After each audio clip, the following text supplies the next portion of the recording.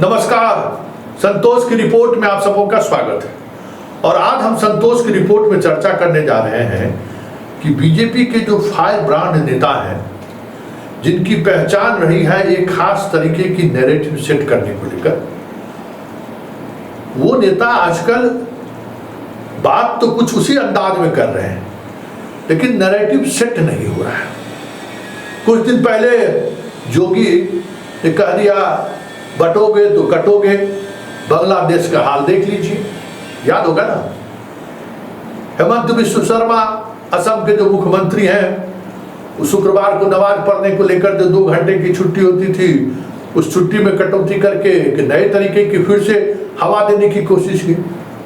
और हमारे गिरिराज दा तो इस बार जब से सांसद बने हैं, इसी पे लगे ही हुए हैं कि कैसे बात उनकी ऐसे फिट कर जाए, सेट कर जाए, फिर मजा देखा जाए।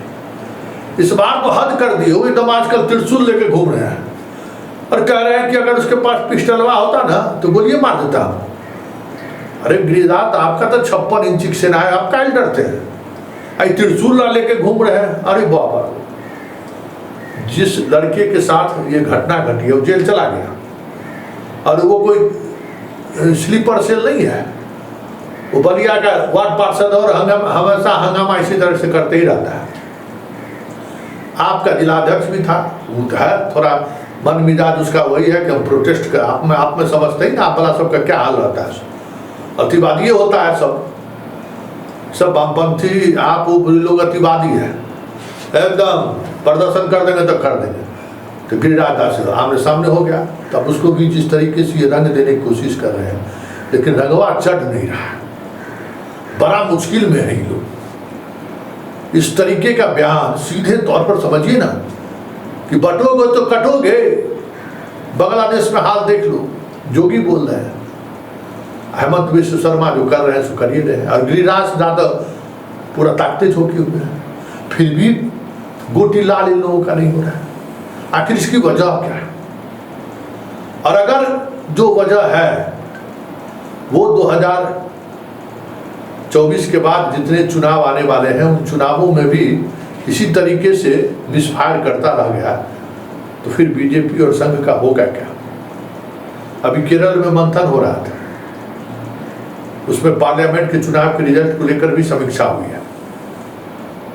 उस बैठक में गए कुछ लोगों से हमारी आज बात भी हुई, तो वो लोग भी इस बात को लेकर चिंतित हैं कि अयोध्या में कैसे हार हो गया, बनारस में जीत का अंतर इतना कम क्यों हो गया, और इस रिजल्ट के बाद जो कोशिश माहौल बनाने की कोशिश हो रही है, वो कोशिश रंग क्यों नहीं ला रहा है? बड़ी चिंता का विषय है इन लोगों, क्योंकि भाई हर पॉलिटिकल पार्टी की अपनी दुकानदारी में एक अलग तरीके का ब्रांडिंग होता है। ब्रांड जैसे बीजेपी का संघ का ब्रांड है कि वो हिंदू मुसलमान भारत पाकिस्तान पिच पर अच्छे तरीके से खेलता है, और उसी के सहारे वो सत्ता में बने रहने की कोशिश कर रहा है। लेकिन इस बार वो पिच ठीक से बैठ ही नहीं पा रहा है, इसलिए तीनों जो फायर ब्रांड है, हिंदुत्व का चेहरा, रोज प्रैक्टिस कर रहे हैं कि कहीं से कोई गेंद जो है सो स्विंग कर जाए, लेकिन वो हो नहीं रहा है। बड़ी चिंता में है ये लोग, कब होगा क्या?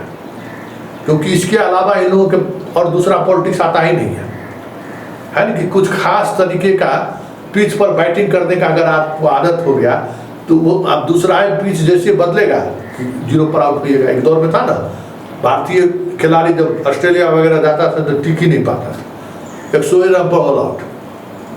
तो वही हाल बीजेपी का है। जब से बीजेपी पार्टी का गठन हुआ है, तब से 3 ही फार्मूला हम भी देखते हैं, राम जन्मभूमि, कॉमन सिविल कोड, धारा 370। अब इससे आगे बढ़ ही नहीं पा रहा है, और जो लोग इसको आगे बढ़ाने की कोशिश कर रहे हैं वो बुरी तरह से उलझ जा रहे हैं। तो इसका मतलब क्या है? क्या आने वाले समय में बीजेपी और संघ के लिए और भी मुश्किल की घड़ी आने वाली है? क्योंकि ये अगर चीजें नहीं चली, तब तो बाकी जो दूसरी नैरेटिव है उसमें तो ये खिलाड़ी रहे ही नहीं है। और ऐसे में नीतीश कुमार जैसे सहयोगी, चंद्रबाबू नायडू जैसे सहयोगी, राजभर जैसे सहयोगी, क्षेत्रीय दल, हरियाणा के जो लोग हैं क्षेत्रीय दल में, जो हिंदी भाषी क्षेत्रों में जो क्षेत्रीय दल हैं, अब जैसे झारखंड में ले लीजिए, विस्तार कर रहे हैं, कुछ लोगों को जोड़ रहे हैं, एक एक सीट भी हो जाए तो जीत जाए, तो और कोई आधार तो बचेगा नहीं। अब जब आपका मेन जो ताकत था, जो वो फोर्स तोप था, वही तोप पे काम नहीं कर रहा है, फुस हो जा रहा है, तब तो ये समस्या होगी। और इस समस्या को लेकर बीजेपी के ग्राउंड लेवल से लेकर ऊपर लेवल तक लोग लगे हुए। अभी देखिए ना, बिहार में घटना घटी महावीर झंडा को लेकर, एक दिन में मामला खत्म हो गया, फुस, बड़ा बवाल हुआ, वीडियो सीओ का गाड़ी तोड़ फोड़, लेकिन दूसरे दिन नहीं चल पाया, क्योंकि अब आम लोग जो जिसके समर्थन से ये चीजें बढ़ जाती थी, जो आक्रोश में सड़क पर उतर आता था, अब वो लोग साथ आने को तैयार नहीं है। अभी बेगूसराय जलाने की कम कोशिश तो नहीं हुई, जिस तरीके से हमारे गिरिराज दा बयान पर बयान दिए जा रहे थे, लेकिन कहीं से कोई मतलब बीजेपी वाले शाम में पुतला दहन करने गए तो उस तरीके का भी समर्थन नहीं मिला। और बड़े गिरिराज दा देख ही रहे कि किस तरीके का भाषण दिए जा रहे हैं। सिवान की घटना देख लीजिए ना, पता एक मतलब अजीब तरह का सोसाइटी ने इस चीज़ों को अपने तरीके से रिएक्ट किया है। ना ना ना, अब ये नहीं होने देना है। एक बड़ा बढ़िया पोस्टर चल रहा है, एक तरह गुमराह का है, गुमराह का, गुमराह बनोगे कि गुमराह बनोगे, बड़ा अच्छा चल रहा है। ये सब चीज़ें भी जो है चलनी शुरू हो गई है। मतलब साफ है कि जिस नैरेटिव के सहारे मोदी 10 वर्षों तक इस देश पर राज किए, 15वें वर्ष में प्रवेश किया है, आने वाले समय में अब इस नैरेटिव के सहारे जम्मू कश्मीर भी साध पाएंगे कि नहीं पाएंगे कहना मुश्किल है, क्योंकि देश की बहुसंख्यक आबादी अब बीजेपी की इस नैरेटिव के साथ पूरा हवा देने के बावजूद भी खड़े होने को तैयार नहीं।